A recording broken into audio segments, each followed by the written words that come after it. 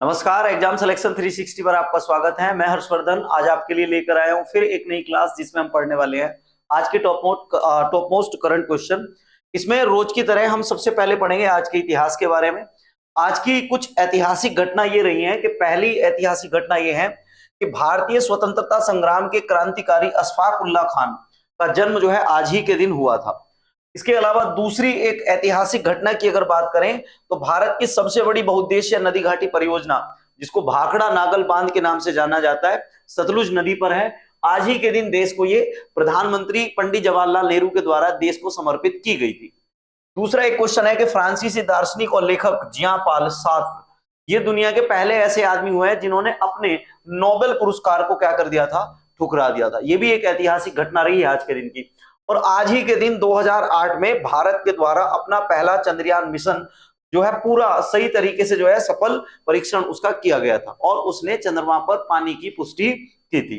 ठीक है, अब रोज की तरह सबसे पहले हम एक ऐसे मोस्ट इंपोर्टेंट क्वेश्चन को लेकर बात करेंगे जो सबसे ज्यादा प्रबल संभावना होती है जिसकी आने की। देखो, इंडियन चैम्बर ऑफ कॉमर्स, कई बार इसको शॉर्ट फॉर्म में आईसीसी भी कहा जाएगा। तो इंडियन चैम्बर्स ऑफ कॉमर्स का नया अध्यक्ष किसे चुना गया है? तो अगर आपसे ये पूछा जाए किसको जो है ये चुना गया है, तो आंसर है इसका आपका अभ्युदय जिंदल को। किसको? अभ्युदय जिंदल को इसका नया अध्यक्ष चुना गया है। आपको मैं बता दूं कि अगर आईसीसी की बात करें कि आईसीसी काम क्या करता है, तो भारत सरकार जो व्यापारियों के लिए नए कानून व्यवस्था इस तरह की कुछ चीजें लेकर आती है उसको बनाने का काम कौन करता है? उसको बनाने का काम आईसीसी करता है। आईसीसी की स्थापना 1925 में हुई थी। इसका मुख्यालय क्या है? कोलकाता में है। और इस आईसीसी के कार्यक्रम में जो अध्यक्ष जब चुना गया है तो इसमें मुख्य अतिथि जो बनाया गया था वो भारत के वाणिज्य मंत्री पीयूष गोयल को मुख्य अतिथि बनाया गया था। ठीक है, आपको ये वाली बात जरूर ध्यान रखनी है कि अगर ये पूछा जाए कि अभ्युदय जिंदल क्या है, तो आप अभ्युदय जिंदल को बताना कि स्टेनलेस स्टील लिमिटेड के इस समय प्रबंध निदेशक हैं। और इस समय इस साल इनकी जो ये कंपनी रही है सबसे ज्यादा जो स्टील कंपनियों में सबसे ज्यादा प्रॉफिट कमाने वाली कंपनी इनकी रही है। इसके बाद अगले क्वेश्चन पर आए तो अगला क्वेश्चन इसका है कि भारतीय सेना स्वावलंबन शक्ति अभ्यास का आयोजन किस राज्य में कर रही है? मतलब भारत की जो थल सेना है उसने अपना एक युद्ध अभ्यास किया है जिसका नाम है स्वावलंबन शक्ति। तो ये किस राज्य में क्या है? आपका आंसर है इसका उत्तर प्रदेश। कहां पर क्या है इसका? उत्तर प्रदेश में अभ्यास किया है। आपको मैं बता दूं इसमें क्या होगा कि उत्तर प्रदेश में झांसी वाले क्षेत्र में बबीना एक फील्ड है, बबीना फील्ड है, उस फायरिंग रेंज में इसका अभ्यास आयोजित किया गया है। जितने बच्चे यूपी से रिलेटेड या आपके आने वाले जो एग्जाम है उनसे अगर कोई बारीक क्वेश्चन कोई पूछा जा सकता है तो ये पूछा जा सकता है कि बबीना फील्ड फायरिंग रेंज जो चर्चा में रही ये कौन से राज्य में है? तो ध्यान रखना उत्तर प्रदेश में है, झांसी आपके जिले में ये है। इसका उद्देश्य क्या रहा है कि इसका उद्देश्य है अत्याधुनिक जो प्रौद्योगिकियों के उपयोग करके हम सेना की युद्ध क्षमताओं को क्या कर रहे हैं, धीरे धीरे बढ़ा रहे हैं। तो उस उद्देश्य से ये युद्ध अभ्यास करवाया गया है। और ये युद्ध अभ्यास दक्षिणी कमान की सुदर्शन चक्र कोर के द्वारा 17 तारीख से 22 तारीख तक जो युद्ध अभ्यास किया गया है। इसके अलावा आपको ध्यान रखना है कि 2024 में भारत की सेना के कुछ प्रमुख युद्ध अभ्यास रहे हैं। तो उसमें एक लिमितीय है जो सेशेल्स और इसका है भारत की सेना का एक युद्ध अभ्यास था जिसका नाम था लिमितीय। एक युद्ध अभ्यास और है जिसका नाम है अल नजहा, ये ओमान और भारत की थल सेना का एक युद्ध अभ्यास है। एक आपका है संयुक्त प्रशिक्षण अभ्यास जो भारत और किसका है? सिंगापुर का है। संयुक्त प्रशिक्षण अभ्यास जो है वो किसका है? भारत और सिंगापुर का है। इसके अलावा धर्म गार्जियन की अगर बात करें तो धर्म गार्जियन आपका भारत और यूएसए का थल सेना का एक युद्ध अभ्यास है। तो भारत के ये मैंने अपने जितने भी बताए हैं ये आपको ध्यान रखना है, थल सेना के क्या है? थल सेना के अभ्यास है। और इसमें आपको जो थल सेना का जिक्र आया तो आपको ध्यान रखना है कि थल सेना के जो प्रमुख हैं वो कौन है? थल सेना के प्रमुख उपेंद्र द्विवेदी हैं। ठीक है, कौन है? उपेंद्र द्विवेदी थल सेना के प्रमुख है। क्लियर है भाई? अगले क्वेश्चन पर आते हैं। अगला क्वेश्चन बहुत ही महत्वपूर्ण है। अब इसमें आपको ये महिलाओं के लिए एक जो है बड़ी सुरक्षा का कार्यक्रम जो है मध्य प्रदेश की सरकार महिलाओं के लिए लेकर आई है। उसमें क्या किया है कि जितने भी दतिया जिले के जो सरकारी अस्पताल है महिलाओं की सुरक्षा बढ़ाने के लिए उन्होंने कौन सा कार्यक्रम शुरू किया है?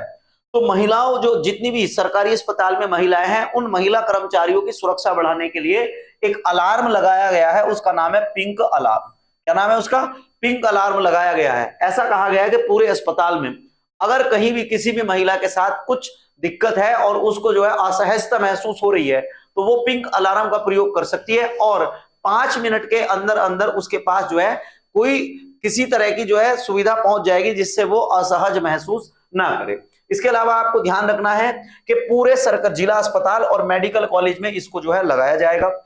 और प्रासंगिक पृष्ठभूमि की अगर बात करें तो ये महिलाओं की जो सुरक्षा के तात्कालिक मुद्दे इस समय भारत में चल रहे हैं उनको देखते हुए ये जो है शुरू किया गया है।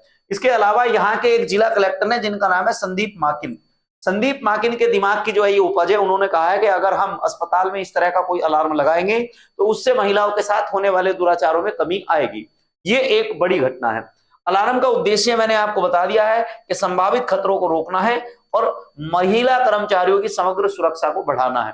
हाल ही में अभी आपको पता होगा लंबे समय से पश्चिम बंगाल में डॉक्टरों के द्वारा जो है क्या किया जा रहा था, एक आंदोलन किया जा रहा था अपनी सुरक्षा को लेकर, तो उसी से प्रेरित होकर इन्होंने ये कार्यक्रम पिंक अलार्म शुरू किया है।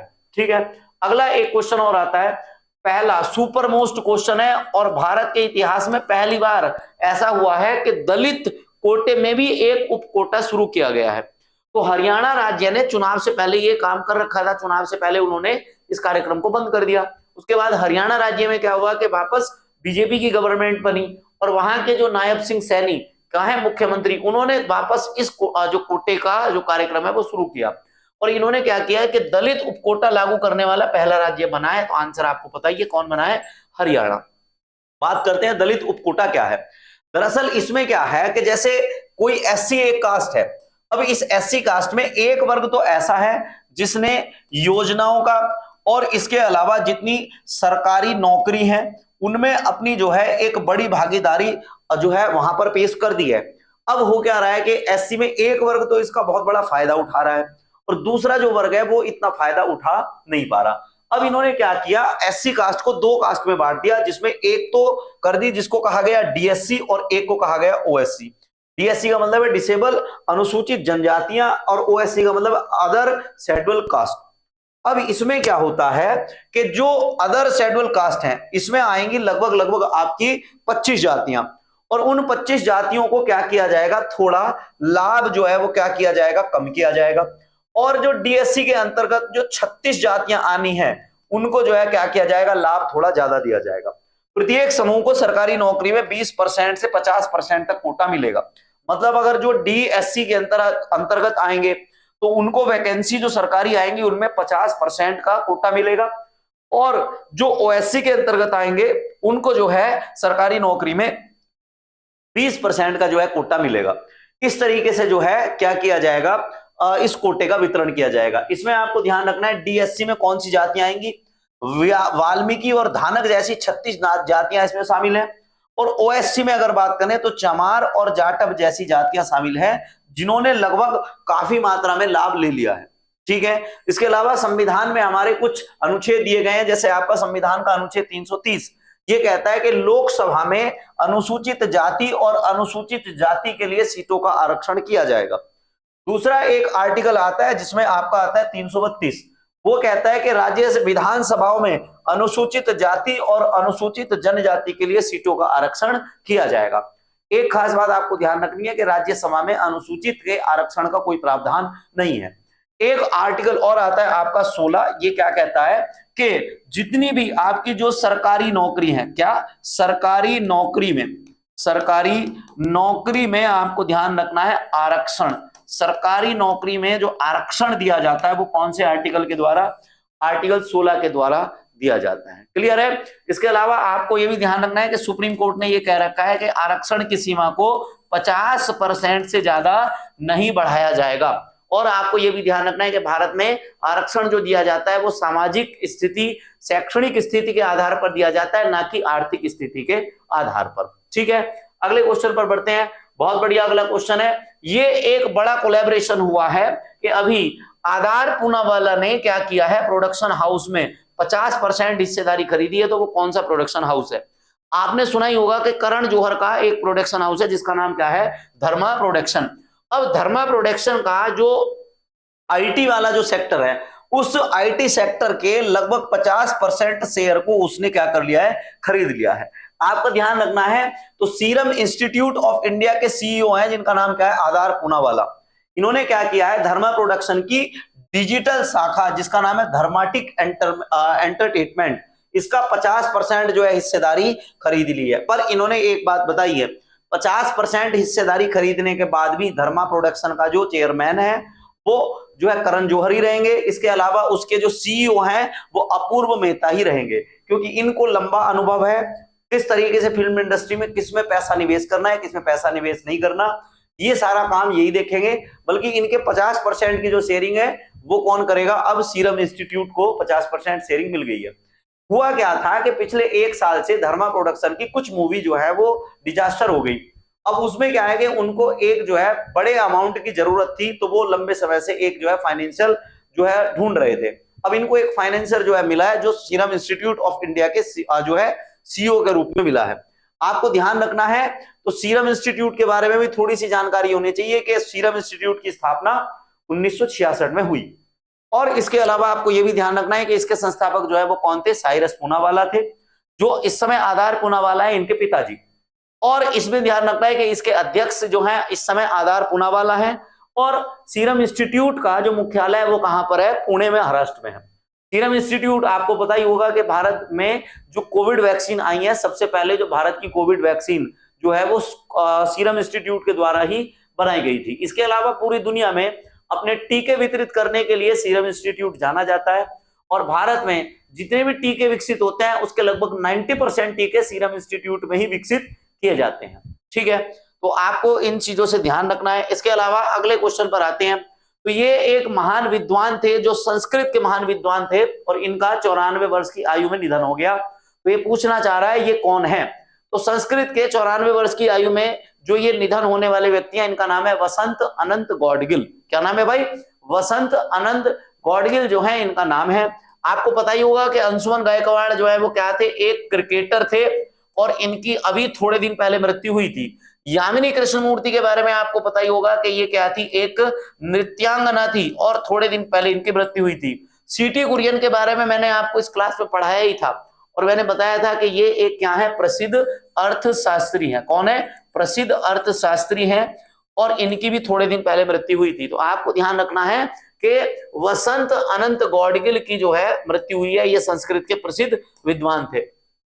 इसके अलावा आपको ध्यान रखना है, तो पुणे के अंदर जो शारदा ज्ञान पीठम है, शारदा ज्ञान पीठम की जो स्थापना है वो इन्हीं के द्वारा की गई थी। और ऋषि पंचमी मनाने में सबसे महत्वपूर्ण, हमारे देश में जो ऋषि पंचमी मनाई जाती है, उस ऋषि पंचमी को मनाने में सबसे बड़ी भूमिका इनकी रही है। इसके अलावा नरेंद्र मोदी के द्वारा, गुजरात सरकार के द्वारा एक जो है अवार्ड दिया जाता है। उस समय नरेंद्र मोदी वहां के मुख्यमंत्री हुआ करते थे, तो उन्होंने जो है इनको क्या दिया है, एक महर्षि कालिदास का जो है अवार्ड भी दिया है। महर्षि कालिदास संस्कृत अवार्ड जो है इनको दिया गया है। इसके अलावा एक और महत्वपूर्ण क्वेश्चन है, ये आपका पेपर में आने की प्रबल संभावना रखता है, कि भीमराव अंबेडकर की संस्कृत जीवनी जिसका नाम है भीमायनम संहिता शारदा, भीमायनम संहिता शारदा, इसका जो है ये संस्कृत में रूपांतरण कर रहे हैं। और इसका संस्कृत में दरअसल पूरा रूपांतरण ये कर नहीं पाए, इससे पहले ही जो है इनकी क्या हो गई, मृत्यु हो गई। तो अब इनके जो नए शिष्य होंगे वो इसको पूरा करेंगे। पर ध्यान रखना है कि डॉक्टर भीमराव अंबेडकर की संस्कृत जीवनी की जो है इन्होंने शुरुआत कर दी है, और ये लगभग पूरी होने वाली थी, इससे पहले इनकी क्या हो गई, मृत्यु हो गई। ठीक है, तो एक बड़ी क्षति है संस्कृत जो है क्षेत्र के लिए भारत में। अगला एक क्वेश्चन और है कि विश्व की आर्थिक स्वतंत्रता 2024 की वार्षिक रिपोर्ट में भारत का स्थान क्या रहा है। अभी थोड़े दिन पहले कुछ कुछ रिपोर्ट आए हैं, जैसे आपका हेनले पासपोर्ट इंडेक्स आया, इसके अलावा आपका खाद्य सूचकांक आया, खुशहाली सूचकांक आया, अब आपका आया विश्व आर्थिक स्वतंत्रता सूचकांक। अब की बार अगर बात करें तो आपका आर्थिक स्वतंत्रता सूचकांक में भारत का जो स्थान है वो कितना है, 105 है, 84 है। और अगर आपसे पूछा जाए 105 किसमें है, तो आपको पता ही है कि आपका 105 जो है वो खाद्य सूचकांक में जो भारत की स्थिति है वो कितनी है, 105 है। हेनले पासपोर्ट इंडेक्स में भारत का जो नंबर है वो कितना है, 82। आपको ध्यान रखना है, तो 2024 की आर्थिक स्वतंत्रता रिपोर्ट में 165 देशों को शामिल किया गया। और इस 165 देशों की अगर लिस्ट में देखें तो भारत जो है वो 84 नंबर पर है।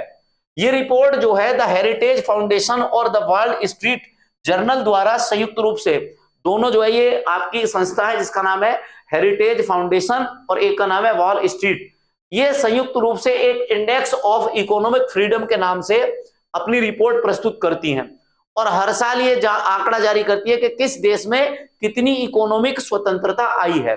उसको लेकर अगर बात करें तो अब की बार पहले नंबर पर इसमें रहा है हांगकांग, दूसरे नंबर पर रहा है सिंगापुर, तीसरे नंबर पर रहा है इसमें स्विट्जरलैंड और कुछ बड़े देश हैं जिनकी स्थिति थोड़ी खराब रही है, जैसे जापान का नंबर इसमें 11वां आया है, जर्मनी का 16वां है, कोरिया का 32वां है, फ्रांस 36वें नंबर पर है और चीन 104 और रूस 109वें नंबर पर है। ठीक है, टॉप 10 में अमेरिका टॉप 10 में इसमें शामिल है, ये आपको ध्यान रखना है। भारत का नंबर जो है वो कितना है, भारत का नंबर 84 है, ये आपको क्लियर हो गया होगा।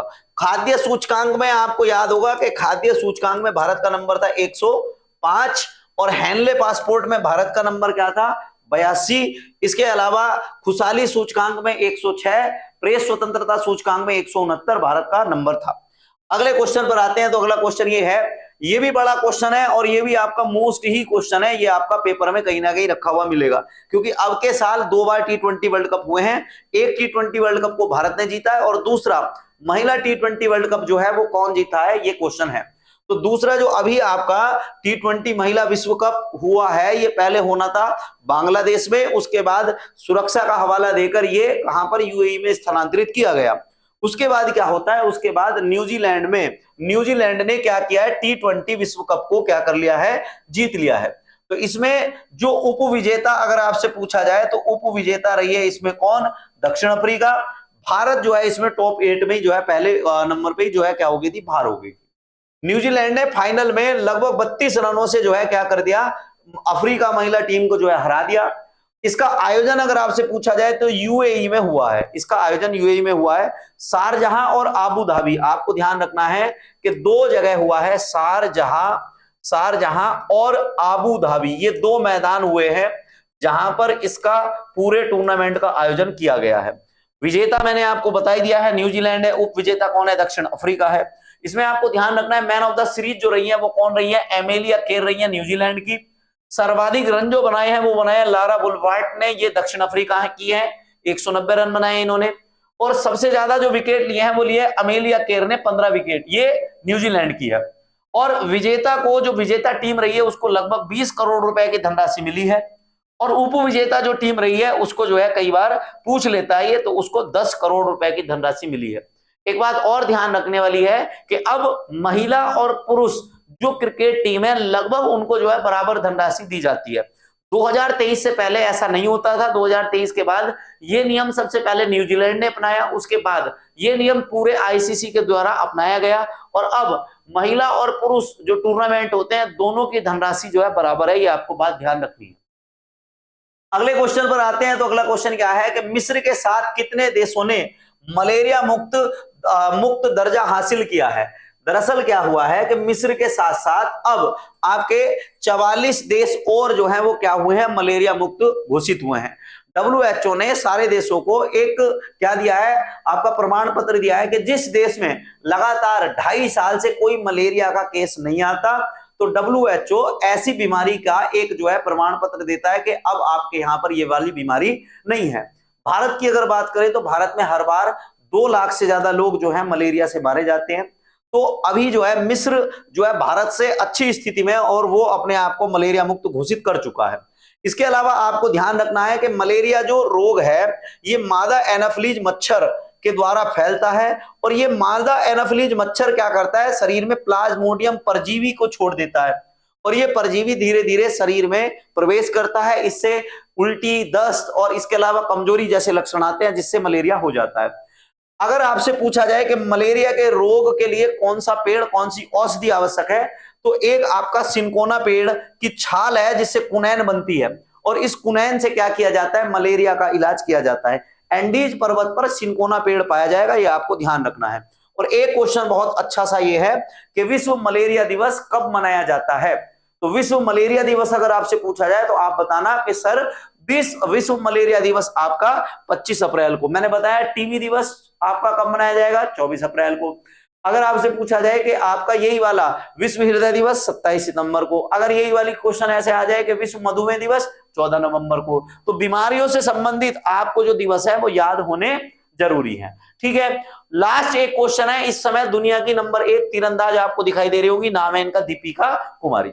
और दीपिका कुमारी ने क्या किया है, भारतीय तीरंदाज विश्व कप फाइनल में मैक्सिको में टूर्नामेंट हो रहा था और इन्होंने जो है क्या किया है, अपना एक रजत पदक जीता है। फाइनल मैच में जो है ये चीन की खिलाड़ी से हार गई, तो आपको ये ध्यान रखना है फाइनल मैच में ये 0-6 से क्या है, हार गई है। आपको विश्व तीरंदाजी के बारे में अगर पूछा जाए तो आप बताना कि विश्व तीरंदाजी संघ की स्थापना 1931 में हुई थी और इसका जो हेडक्वार्टर है वह स्विट्जरलैंड के लाजीन शहर में है। भारतीय तीरंदाजी संघ की स्थापना 1973 में हुई है और भारतीय तीरंदाजी संघ का जो मुख्यालय है वो कहां पर है, दिल्ली में है। ठीक है, इस समय दुनिया की जो नंबर 1 तीरंदाज है वो कौन है, दीपिका कुमारी।